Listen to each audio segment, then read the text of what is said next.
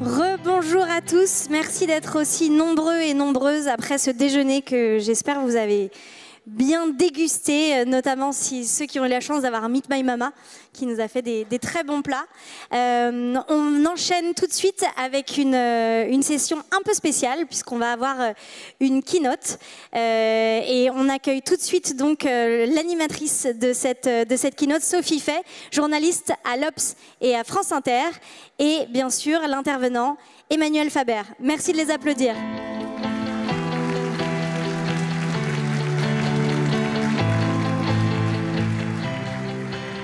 Et ils vont arriver. Alors du coup, j'en profite, ce moment où je vais faire des claquettes, j'en profite pour vous dire, puisque j'ai oublié de le dire, donc ça tombe parfaitement, que vous pouvez poser vos questions aussi pendant cette keynote, donc toujours avec le même QR code.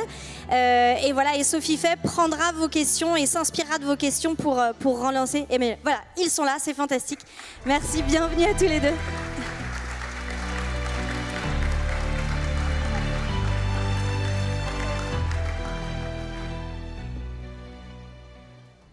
Alors bonjour à tous. Est-ce que vous m'entendez bien? Voilà, c'est parfait. Bonjour à tous et merci beaucoup Emmanuel Faber d'être avec nous et de venir partager vos idées sur cette question essentielle. Une compétitivité écologique et sociale est-elle possible? Alors je pense qu'ici, tout le monde vous connaît et tout le monde est impatient de vous écouter.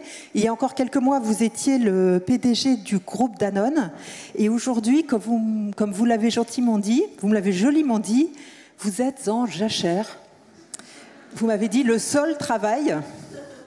Et je peux vous dire que ça travaille beaucoup puisque vous revenez déjà d'un séminaire à Stockholm qui était organisé par le Club de Rome. Il y a 50 ans, en 72, ce Club de Rome avait alerté sur la limite des ressources de la planète. Il continue ses travaux et vous êtes donc membre d'un groupe de réflexion sur la manière dont l'économie peut se transformer et transformer le monde. Vous êtes aussi actif dans le groupe de travail sur l'impact climatique mis en place par le gouvernement britannique dans le cadre de la présidence du G7 et vous suivez les travaux de la COP26 qui veut mettre en place des normes comptables climat, si j'ai bien compris. Et donc, on voit que pour quelqu'un en jachère, ça va. Voilà, donc je vous laisse la parole pour vous donner votre vision de la compétitivité sociale et écologique de demain. À quoi peut-elle ressembler? Et surtout, comment peut-on la faire émerger et avec quelles règles du jeu? Et cher public, n'hésitez pas à envoyer vos questions sur Klaxoon, je les verrai et ça nous permettra d'alimenter la session de questions-réponses qui suivra. À vous, Emmanuel. Merci Sophie. Bonjour à toutes et à tous. C'est sympa de se retrouver dans une rentrée dans laquelle elle risque d'être plus sérieuse pour vous que pour moi. Moi, ça fait bien longtemps que ça ne m'était pas arrivé de pouvoir prendre du temps de façon un peu libre. Et en effet, au-delà de ce que Sophie vient de décrire de quelques-unes de mes activités estivales, j'en ai assez largement profité pour passer du temps en montagne. Et c'est vraiment bien. La compétitivité écologique et sociale est-elle possible? Quand les organisatrices m'ont proposé d'échanger avec vous sur ce thème, j'ai tout de suite dit oui, parce que je pense que en tout cas, pour vous qui êtes dans cette salle, la question n'est pas de savoir si elle est souhaitable. Au fond, on sait que l'enjeu des quelques années qui viennent, c'est de réinventer, en tout cas de refondre profondément nos modèles économiques, c'est-à-dire nos modèles de mode de vie, c'est pas moins que ça, pour passer, et je vais le dire de façon simple et sans doute un peu abrupte, après on discutera, mais pour passer d'une forme de prédation du vivant, je ne parle même pas des ressources, mais du vivant, que ce soit celui du passé, parce que le pétrole, c'est 100 millions d'années de dégradation de matière organique en matière minérale, celui d'aujourd'hui, on le voit bien, puis celui de demain, parce que chaque fois qu'on prélève ou qu'on supprime de la biodiversité, ce n'est pas les espèces d'aujourd'hui dont on se prive, c'est les milliards de possibilités statistiques de mutation qui aurait donné possiblement naissance à d'autres espèces. Donc c'est aussi le vivant de demain qu'on confisque. Pour créer une économie qui serait plus résiliente, parce qu'elle serait en alliance avec ce vivant. Alors, la compétitivité, elle est non négociable. Je le disais, et je l'ai d'ailleurs dit ici même, à la cité universitaire, dans d'autres circonstances, elle est non négociable pour une entreprise. Il faut être clair là-dessus. Mais toute la question, c'est comment on la définit. Si vous allez voir le site du ministère de l'économie et des finances, on parle de compétitivité et on dit que la compétitivité, c'est la capacité pour une économie à faire face à la concurrence. C'est vrai. C'est vrai, et ce mot est piégé, comme d'ailleurs le mot de croissance est piégé. Comme on n'est pas très imaginatif, quand on parle de croissance, on traduit ça par PNB. Et de même qu'on traduit compétitivité par coût. Mais la première des choses à bien garder en tête, si on veut vraiment construire cette compétitivité sociale et écologique, cette compétitivité juste, c'est-à-dire le croisement et la justesse, l'ajustement entre le social et l'écologique, il faut raisonner d'abord plus large que les coûts. Ce n'est pas une utopie. Moi, j'ai lu Adam Smith probablement bien avant beaucoup d'entre vous, en 1983, quand j'étais tout jeune étudiant, La richesse des nations. Et j'ai lu 10 ans après un bouquin qui est toujours en vente, je pense, The Competitive Advantage of Nations, l'avantage concurrentiel des nations, de Michael Porter, dont on m'avait enseigné quand j'étais dans le conseil en stratégie aux États-Unis, entre-temps, toutes les théories qui fonctionnent très bien d'ailleurs pour expliquer le jeu des acteurs dans une économie classique. Et qui vous explique de façon rationnelle pourquoi, bien au-delà des coûts, les Italiens de Brescia sont les champions du monde de la machine-outil, les Suisses font de l'horlogerie, la vallée de l'Arve fait de la plasturgie, les Scandinaves font des biens d'équipement, etc., etc. Ce n'est pas un hasard, et ce n'est pas lié aux coûts, c'est lié à plein de choses qui sont écosystémiques. Donc il faut penser compétitivité écosystémique si on veut penser compétitivité juste. C'est le premier piège à éviter, ou la première opportunité. Le deuxième piège, il est dans le fait que l'indicateur, et d'ailleurs je me réfère de nouveau au site du ministère de l'économie et des finances, l'indicateur de compétitivité d'un pays, c'est le rapport entre les coûts à l'importation et les coûts de production locale. Donc là, on est strictement dans du comptable et dans des coûts. C'est quand même très très dommage. Mais c'est comme ça. Et du coup, ça drive plein de choses de politique publique, mais également, pour nous, entrepreneurs, dirigeantes et dirigeants d'entreprise, des mécaniques et des réflexes qui sont légitimes, nécessaires, mais pas suffisants. En particulier, pas suffisants parce que ces coûts sont faux. Ils sont faux. C'est-à-dire que quand on réfléchit en termes de compétitivité sociale ou de compétitivité écologique, la comptabilité aujourd'hui n'en rend pas compte. Je prends juste un exemple assez proche. Quand Danone devient entreprise à mission, 99% d'approbation des actionnaires en juin 2020, il y a un peu plus d'un an, 6 mois après en France, l'entreprise fait un saut de 18 places dans le classement des entreprises préférées des étudiants français. Pourtant, on n'a pas recruté beaucoup d'étudiants il y a un an pendant les confinements. Alors soit on peut se dire que recruter des talents, ce n'est pas un avantage concurrentiel, soit on peut se dire que les étudiants n'ont pas de talent, soit on peut se dire qu'ils disent n'importe quoi quand on leur demande leur avis. Mais si on écarte ces trois hypothèses, faire un saut de 18 places dans le palmarès des entreprises préférées des étudiants français, moi, je suis persuadé, en tant que dirigeant d'entreprise, que c'est un avantage concurrentiel. C'est de la compétitivité sur la capacité à attirer les ressources dont une entreprise a besoin, et parmi elles, celle du talent de ses collaboratrices et de ses collaborateurs. Je pourrais dire la même chose, bien évidemment, sur le climat et sur l'écologie, à commencer, et vous le savez bien, par le CO2, quand on a été les premiers, je crois qu'on est toujours les seuls, aujourd'hui, à partir de 2019, à publier un résultat net par action ajusté de la charge carbone dans le scope 3, c'est-à-dire la totalité du cycle de vie de nos produits, pour rendre compte du fait que retourner de l'argent à nos actionnaires avant d'avoir payé pour la dégradation des sols liée à nos formes d'agriculture, c'est leur rendre cet argent avant que cet argent n'ait fait le cycle complet de son travail. Puisque demain, ou après-demain, ou encore un peu plus tard, il n'y aura plus de quoi faire de l'agriculture en amont de Danone si ça continue comme ça. Donc ce piège des coûts, il faut absolument le contourner, et je vais y venir. Est-ce que ça veut dire que c'est pour l'instant pas possible de s'y mettre ? La réponse c'est non. La compétitivité écologique et sociale, elle est dès maintenant. Prendre un exemple qui ne concerne pas Danone. Il y a quelques mois, là, au mois de juin, Anglo-American, qui est un grand conglomérat d'extraction minière, a décidé, pour des raisons boursières, de se séparer de son activité charbon, extraction du charbon. Entre autres parce que, compte tenu du désintérêt, on va dire, des institutionnels qui investissent sur les marchés financiers pour cette activité-là, ils espéraient en retirer une augmentation de l'attractivité de leur cours de bourse. C'est ce qui s'est passé. Le jour où ils ont mis en bourse cette activité, vous savez que traditionnellement, une entreprise en bourse, elle est valorisée à un multiple de ses résultats. Mais ce qui s'est passé pour cette activité, c'est qu'elle a été valorisée un tiers de son résultat brut d'exploitation, de son excédent brut d'exploitation de l'année 2021. Un tiers. Pas 3 fois, pas 10 fois, pas 20 fois. Un tiers. Et c'est à la fois parce que les perspectives de développement ne sont pas là, mais c'est aussi parce que beaucoup des investisseurs qui sont rentrés ou qui auraient pu rentrer sur cette mise en bourse n'y sont pas allés parce qu'ils savent très bien qu'ils vont subir des pressions de plus en plus fortes pour sortir de ces activités. Et je ne vous fais pas de dessin sur ce qui s'est passé chez Shell, ou qui a failli se passer, on n'est pas passé très très loin, mais vous savez que partout, les phénomènes de jurisdiction, comme on dit, remettent et les États et les entreprises en face de responsabilités qui sont légales sur leur ajustement de trajectoire carbone. Il y a des exemples qui commencent à se développer.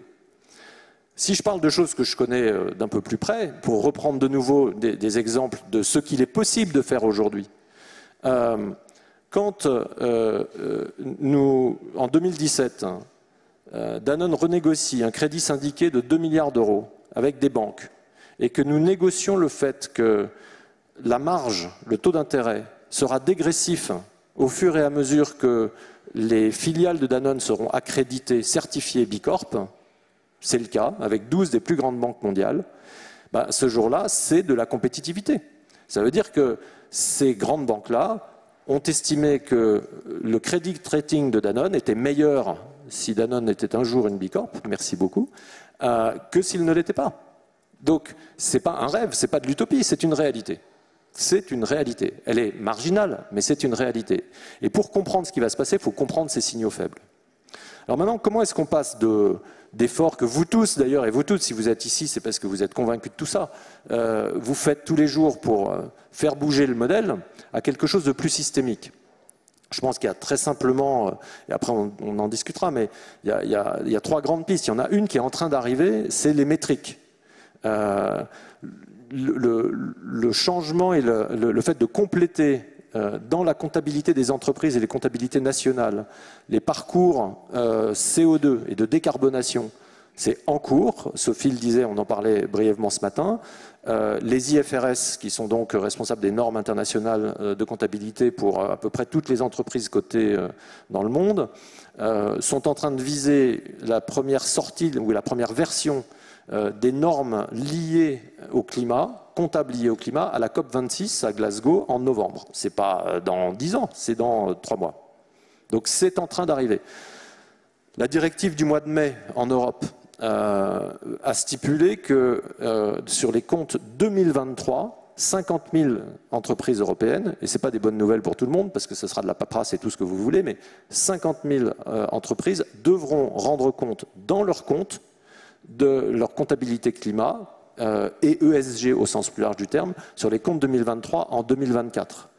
Les normes sont en train d'être rédigées en ce moment par l'EFRAG, qui est la commission qui travaille en Europe sur ce sujet-là.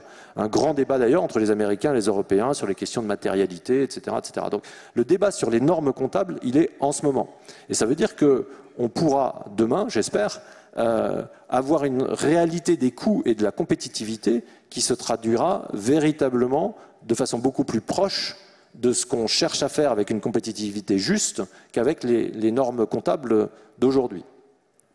Le deuxième levier, une fois qu'on a ça, c'est de créer des incentives. Et ce n'est pas compliqué. C'est-à-dire qu'à partir du moment où vous avez les métriques, c'est assez facile, avec la théorie en économie du principal et de l'agent, de faire en sorte de donner aux agents économiques les bonnes incitations. Et ça peut aller évidemment, enfin il y a toutes les batteries de politique économique pour le faire, mais ça correspond aussi à ce que les entreprises peuvent faire. Je vais reprendre de nouveau un truc que je connais assez bien. Quand en 2009, on a décidé de partir à fond sur la décarbonation de l'entreprise, on a donné de façon très significative des incitations, c'est-à-dire des bonus annuels à 15 000 managers, gestionnaires d'équipe chez Danone, 15 000, sur la réduction de l'empreinte carbone de ce sur quoi ils étaient responsables dans l'entreprise. Et 10 ans après, en 2019, on a atteint le pic carbone de l'entreprise avec 5 ans d'avance sur ce qu'on imaginait, y compris Scope 3, hein, donc dans la totalité du cycle de vie, réduit de 50% l'intensité carbone, etc., etc. Donc les incentives, ça marche. Le jour où vous avez des métriques, vous mettez en place les incentives, qu'elles soient de nouveau au niveau gouvernemental, macro-éco, ou au niveau des entreprises, au niveau microéconomique. Troisième levier, l'innovation. Il est évident que pour décarboner nos économies, pour les rendre plus inclusives, il va falloir qu'on innove. Et qu'on innove vraiment sur 2 plans. Des innovations, je dirais, de technologie, qui vont nécessiter du collectif, du capital, beaucoup d'argent et de coopération, et peut-être de la concurrence, sûrement d'ailleurs. Et par ailleurs, je pense qu'il est très important d'équilibrer ça avec de l'innovation, je dirais presque sociale, de l'innovation low-tech. Je ne crois pas du tout à la compétitivité d'économie demain qui serait entièrement liée à la digitalisation, la dématérialisation, la société de l'information. Je n'y crois pas.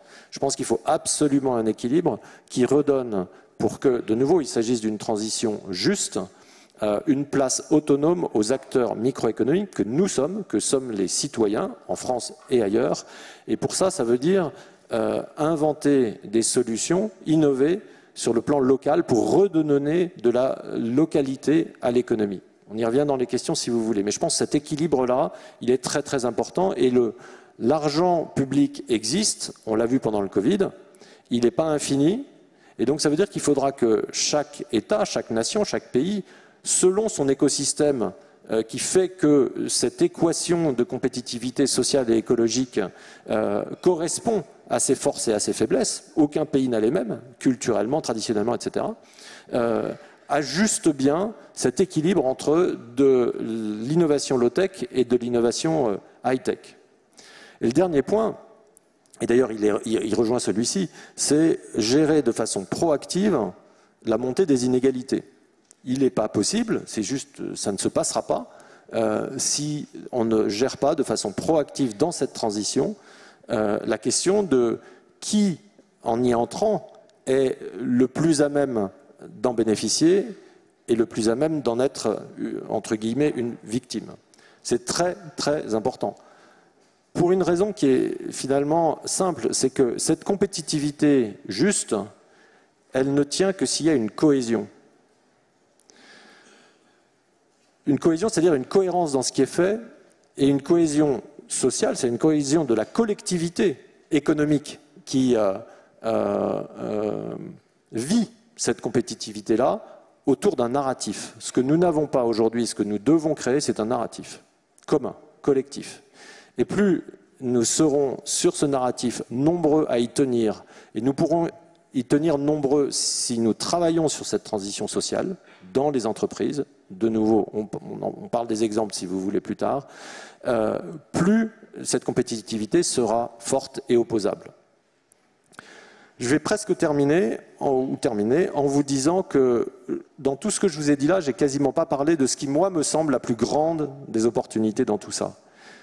J'ai dit une phrase pour démarrer tout à l'heure en disant l'enjeu, c'est de passer d'un modèle économique finalement de prédation du vivant à un modèle qui refait alliance avec le vivant. Et j'en suis fondamentalement persuadé. C'est sans doute parce que j'ai passé 20 ans dans des métiers qui sont liés à ceux de l'agriculture. Dans l'agriculture, on voit aujourd'hui, on n'en était sans doute pas conscient il y a 20 ans, mais on voit aujourd'hui que extraire du carbone du sol par de l'agriculture intensive, ça détruit la santé des sols. Et quand on parle de la santé des sols, on parle du vivant dans le sol. On parle des micro-organismes qui se nourrissent d'ailleurs de carbone. Le carbone, c'est 60% de la matière organique du sol. Et donc, ce carbone qui est extrait par l'agriculture intensive, il doit absolument y retourner pour continuer à nourrir le vivant. On voit très bien aussi que quand on parle de biodiversité naturelle, sauvage, le chaînon manquant dans nos champs, c'est la biodiversité de ce que nous cultivons ou des espèces que nous élevons, animales. Aux États-Unis, 2 études récentes ont montré que sur les 9 millions de vaches, 99% d'entre elles descendent d'un seul descendant mâle. Un seul. Il y a un seul chromosome Y dans les troupeaux américains. 2 études sur 50 000 animaux. Hein. Un super taureau des années 75 ou 70 qui a eu évidemment et du coup une très très large descendance. Mais c'est pour vous dire à quel point on est dans un risque systémique. Donc refaire alliance avec le vivant, c'est reconsidérer que la nature nous rend des services qui sont aujourd'hui inestimés, mais en fait inestimables.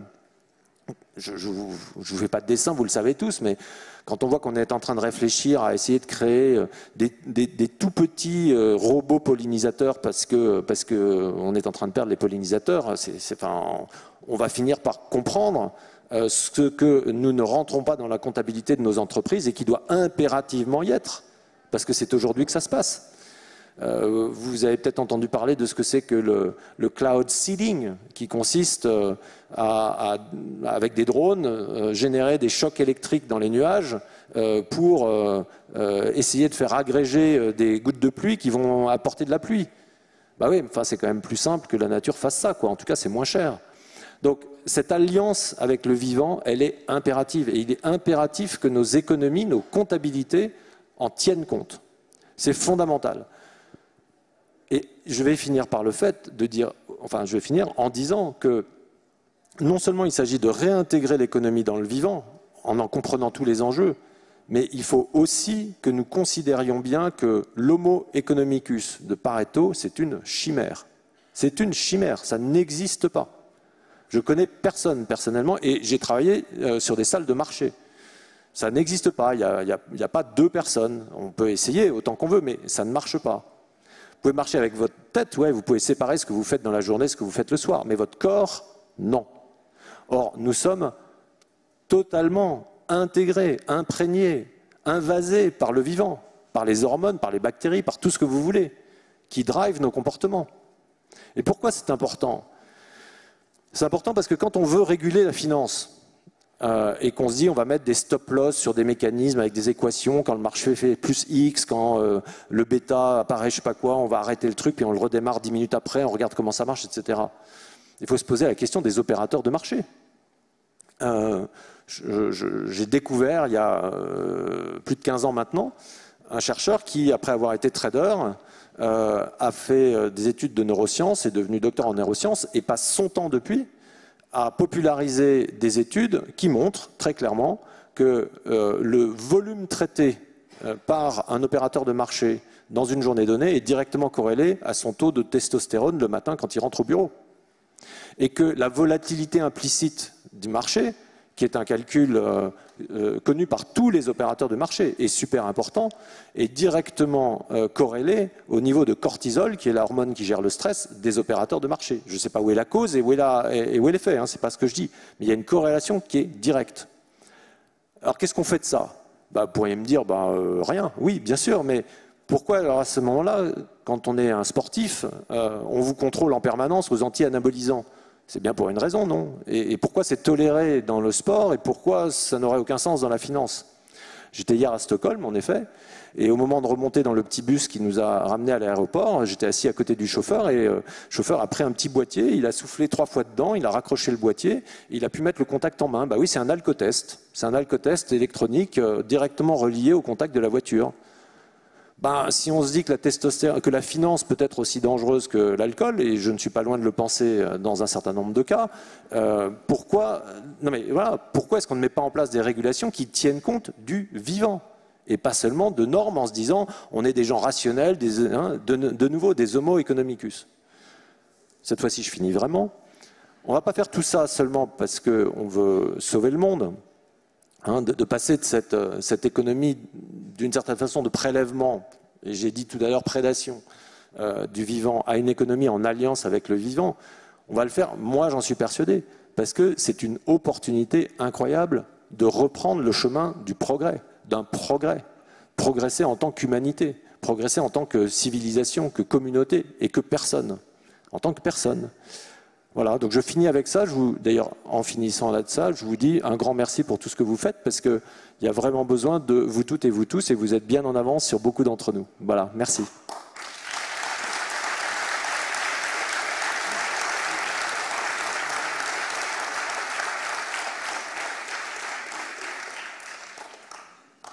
Merci beaucoup. Alors justement, votre petite analyse sur la finance est très intéressante parce qu'il y a énormément de questions sur la bourse ou le climat. Est-ce que la bourse peut aider justement à faire ce changement climatique? Alors, dans vos propos, ce qui est très rassurant, c'est qu'on voit bien l'accélération, la prise de conscience, on voit bien tout ce qui se passe au niveau des États, au niveau européen, mais on a quand même l'impression que du côté de la finance et de la bourse, c'est encore un peu cosmétique et que le changement n'est pas à la hauteur de l'enjeu. Oui, je suis d'accord pour dire en effet que pour l'instant le changement n'est pas à la hauteur de l'enjeu. Mais on est sur des accélérations. Et de nouveau, peut-être on se revoit dans un an et je me serai trompé, mais le fait que les IFRS soient en train de mettre en place des normes comptables, c'est précisément pour que les entreprises et les marchés financiers puissent dialoguer entre elles sur la base d'une comptabilité qui rend compte de la performance climatique des entreprises. Alors je dis bien climatique parce que sur le climat, c'est en train de se mettre en place.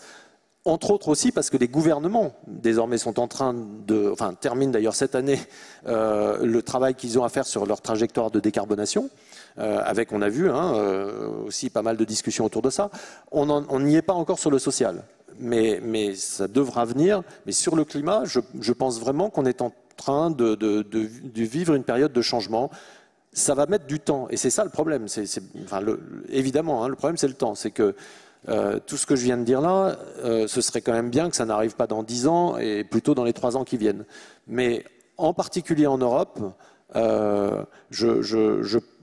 aujourd'hui, on a la chance, je vais le dire comme ça, moi je considère qu'on a vraiment la chance d'être au cœur de la région dans laquelle, de la communauté dans laquelle les choses sont en train d'avancer le plus vite, y compris sur les questions de contrôle de la finance. Les discussions qu'il y a en Europe, à l'échelle de la Commission européenne, sur la question de la matérialité, de l'évaluation des risques et des opportunités ESG des entreprises, elle est très très particulière, elle est pointue, elle est très en avance sur les autres.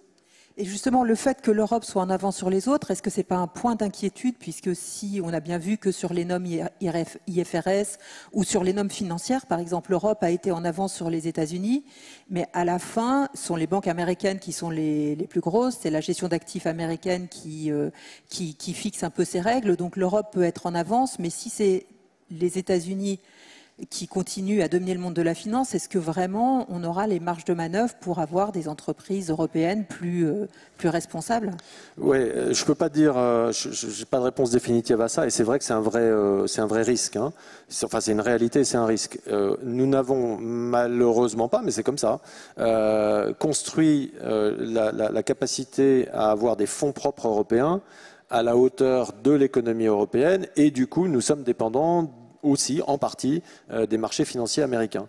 Cela étant, les normes IFRS, elles s'appliqueront à tout le monde, et il y a des signes avant-coureurs plus sérieux que par le passé de l'évolution de grandes entreprises de gestion d'actifs américaines vers un activisme climatique dont je vois bien quel pragmatisme et cynisme il peut recouvrir, mais je pense malgré tout que les choses avancent là-bas aussi. Oui, mais on l'a vu, en fait, ils sont effectivement activistes, ils demandent aux entreprises d'avoir des trajectoires climat plus ambitieuses, on l'a vu notamment chez Total, mais au moment de voter le dividende, il n'y en a aucun qui dit écoutez, plutôt que de verser autant de dividendes, investissez davantage dans la transition. Donc est-ce qu'on n'est pas toujours un peu coincé par le système? Si, forcément. Mais d'abord, j'ai dit tout à l'heure qu'il y a des choses qui marchaient. Voilà, peut-être qu'on pourrait tous le faire pour commencer. Mais de nouveau, la mise en place de normes comptables qui permettent de rendre compte de la situation ESG d'une entreprise, donc où est-ce qu'elle est dans cette transition vers une compétitivité juste, ça va être un élément fondamental de la capacité à dialoguer avec des financiers qui aujourd'hui ont sur les entreprises, ils n'ont pas la capacité à mesurer les impacts relatifs. C'est pour ça que cette notion d'impact, elle est extrêmement importante. Ouais. Et dans la salle, il y a quelqu'un qui a posé cette question de manière un peu plus provocatrice que moi, qui dit, est-ce qu'il faut aujourd'hui aider le CAC 40 pour réussir cette compétitivité sociale et écologique, ou est-ce qu'il faut le démanteler? Est-ce que le CAC 40 sera un allié, ou est-ce que finalement ces grandes entreprises, elles ont trop à défendre? Ouais. Moi je pense que sur le thème de la compétitivité juste, il est impératif que les grandes entreprises fassent partie de la solution. Je vous le disais il y a un an, je continue à le dire, enfin, c'est clair, c'est-à-dire qu'elles ont une capacité d'entraînement et modélisatrice, on va dire, qui fait que c'est très très très très très dommage de se passer d'elles.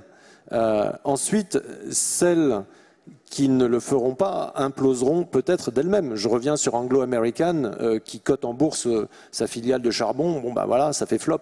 Ça le fait tout seul quoi.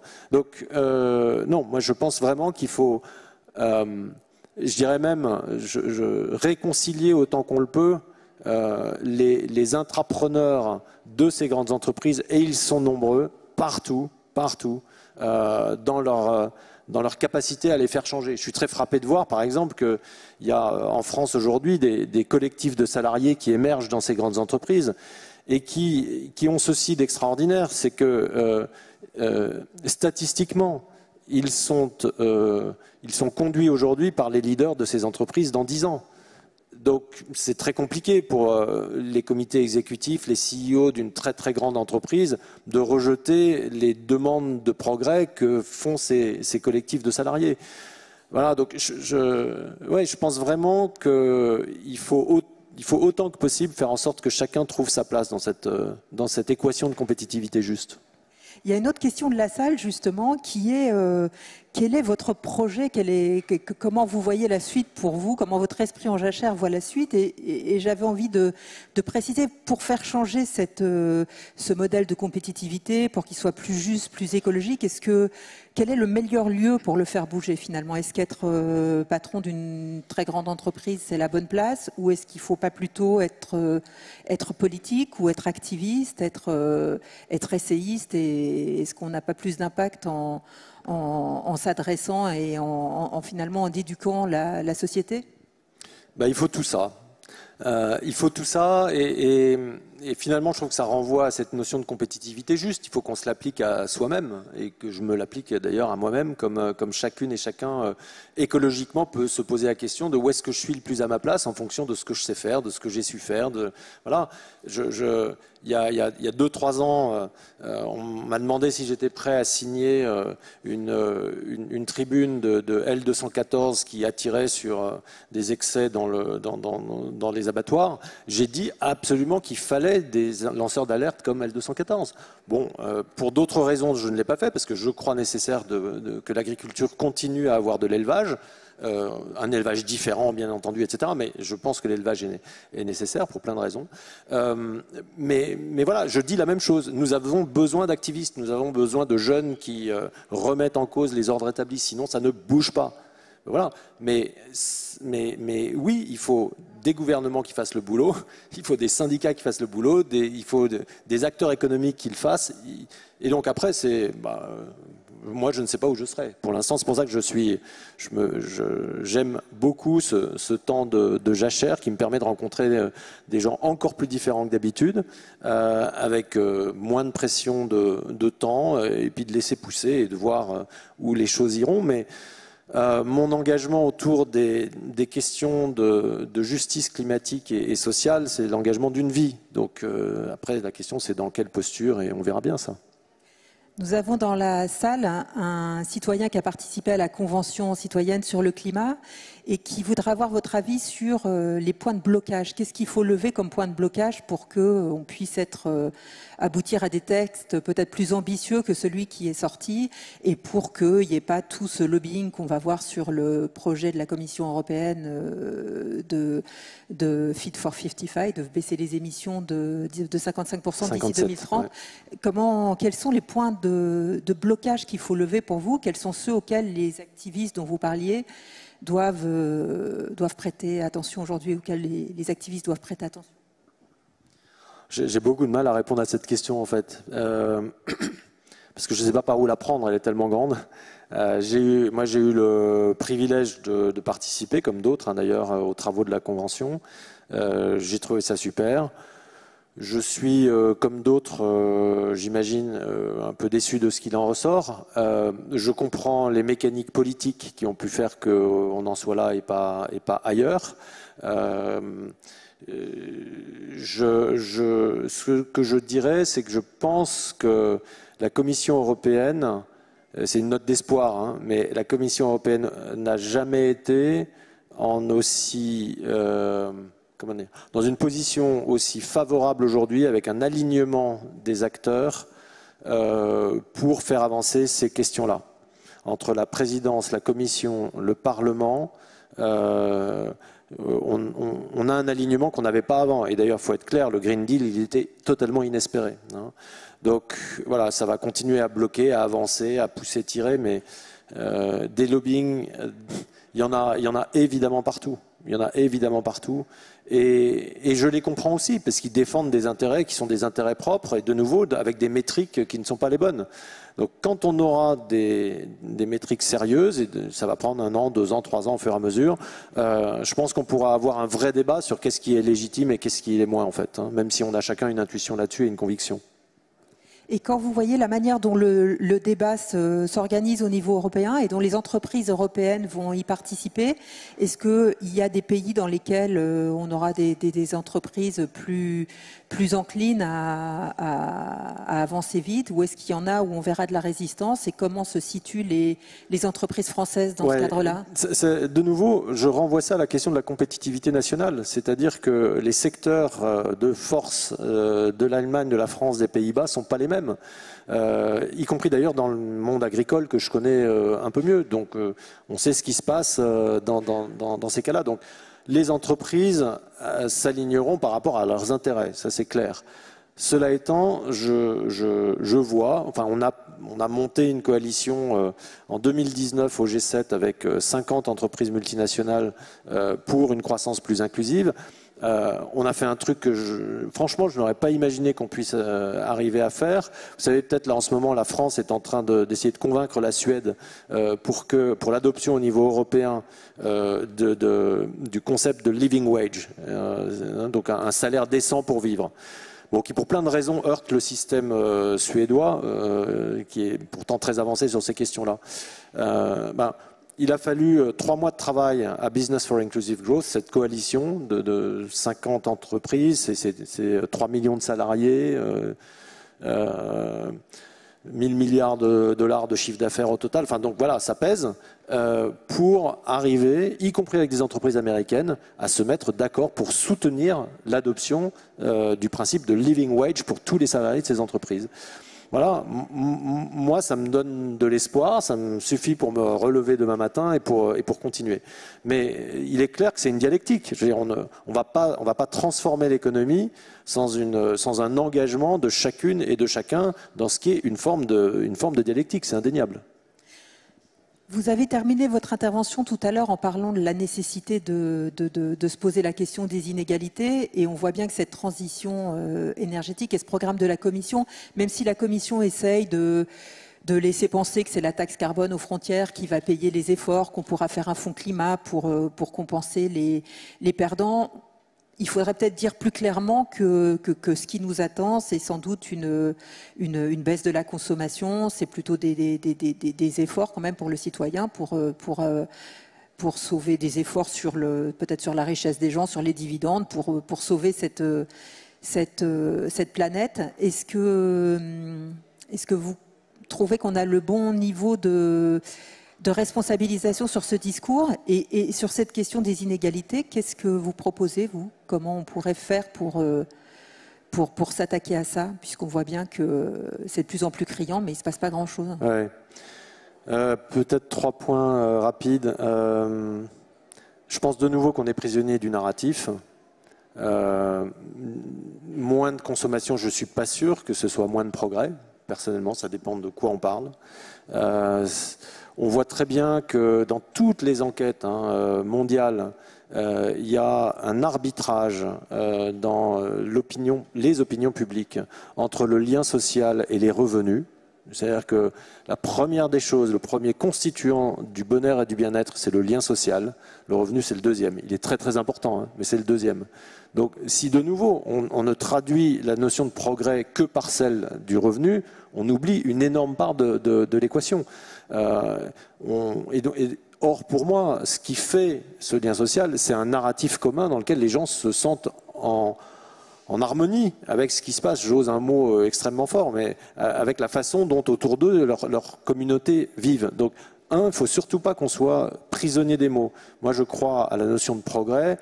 Sur le PIB, le PNB, la consommation, de toute façon, le PNB, prendre son vélo, c'est moins bien que prendre sa voiture. Donc, à partir de ce moment-là, en PNB. Donc, on peut toujours se dire que c'est ça la métrique qu'on veut utiliser, mais il y a un moment où, en effet, ça va être compliqué. Ça, c'est le premier point. Le deuxième, c'est que une des grandes craintes, et je la comprends parfaitement, c'est celle de la digitalisation, la dématérialisation et l'automatisation. On n'a pas du tout là-dessus un narratif articulé. Or, toutes les expériences montrent que, de nouveau, nous ne sommes pas des homo economicus de Pareto, c'est-à-dire qu'aucune politique d'automatisation n'a été conduite de la même façon dans les entreprises, dans les pays, etc. Ça dépend de facteurs culturels, de facteurs sociaux qui font qu'on préserve ou qu'on ne préserve pas, qu'on met au service d'eux une politique d'automatisation. Et donc, je voudrais simplement dire, il faut éviter de propager la crainte ou le narratif simpliste du fait que l'automatisation va se traduire par des pertes nettes d'emplois qu'on ne saura pas compenser, retravailler, former, etc. Et le troisième, c'est malgré tout que ça, il faut le faire. C'est-à-dire que quand on a, il y a un an, lancé le plan d'adaptation de Danone, et il a fait beaucoup de bruit au Covid, on a pris le soin de faire, c'est une mesure très très claire, qu'il n'y aurait aucun licenciement des salariés qui sont dans les 20% les moins rémunérés de l'entreprise dans chacun des pays du monde. Aucun. En les reformant au métier d'avenir dans 2-3 ans. Pour 2-3 ans, comme ça. Je pense que c'est très important, on en a discuté d'ailleurs avec le commissaire au travail en Europe, la Commission européenne avec l'OIT et la Direction mondiale des syndicats est en train de travailler sur ces questions-là, parce que en effet l'accompagnement social de cette transition est absolument fondamental. Sinon la cohésion, y compris dont les politiques ont besoin pour que tout ça se passe, ne sera pas présente. Donc c'est vraiment, moi si j'avais une seule chose à dire, c'est que je vais le dire de façon sans doute simpliste, je pense que le climat, c'est parti. C'est peut-être pas parti assez vite, assez loin, etc., mais c'est parti. Le vrai enjeu maintenant, ça n'est pas la compétitivité ou ça n'est pas la transition climatique. Le plus compliqué à mener, ça va être la transition sociale. Et c'est là-dessus vraiment qu'il faut qu'on s'attelle, parce qu'elle va rendre la transition climatique possible. L'une ne tiendra pas sans l'autre. Et cette transition sociale, il y a des endroits où on y réfléchit sérieusement. Vous travaillez sur ce sujet-là avec certains groupes de travail aujourd'hui ? Quand le sommet européen de Porto au mois de mai a essayé de déboucher sur d'autres indicateurs que le PNB pour driver les politiques publiques, ça n'a pas complètement fonctionné, mais c'est un essai. Au G7, quand on crée la coalition avec l'OCDE, 50 entreprises sur la croissance inclusive, à l'intérieur desquelles il y a des groupes de travail, y compris sur ces questions-là, c'en est un autre, mais il y a plein d'autres endroits où ces questions-là sont travaillées. La task force sur l'impact du G7 britannique va s'atteler aussi à cette question de la transition sociale. Donc oui, ensuite la complexité, c'est que bien sûr, on redescend à l'échelle de chacun des pays et là on rentre dans des calendriers politiques qui sont ce qu'ils sont et qui font qu'il y a des moments où c'est plus facile d'avancer que d'autres. Merci beaucoup Emmanuel Faber, on a bien compris que donc à la fois sur l'environnement, on avançait vite et que maintenant la grande question c'était le social et que ces points de blocage qui étaient devant nous n'étaient pas ni faciles à identifier ni faciles à lever. Donc on a quelques années de de travail difficile encore et il faut que tout votre engagement soit là pour faire bouger ça. Merci, mais je le redis, c'est possible. Donc n'attendez pas, essayez, c'est possible. Cette compétitivité, elle est possible. Elle est là à condition de bien regarder les facteurs de cette compétitivité. Donc faites-le. Merci. Merci à tous. Merci infiniment à tous les deux. Merci beaucoup. Il y a eu beaucoup de réactions. Vous avez cité quelques questions, mais il y avait plus d'une quarantaine de questions. Emmanuel, on vous a aussi proposé du travail et nommé comme candidat à la présidentielle parmi les questions. Voilà, donc il se passait beaucoup de choses pendant cette keynote. N'hésitez pas à les regarder. Voilà, il y a plein de propositions pour vous pour cette jachère. Voilà, on va pouvoir continuer. Merci encore à tous les deux. Merci.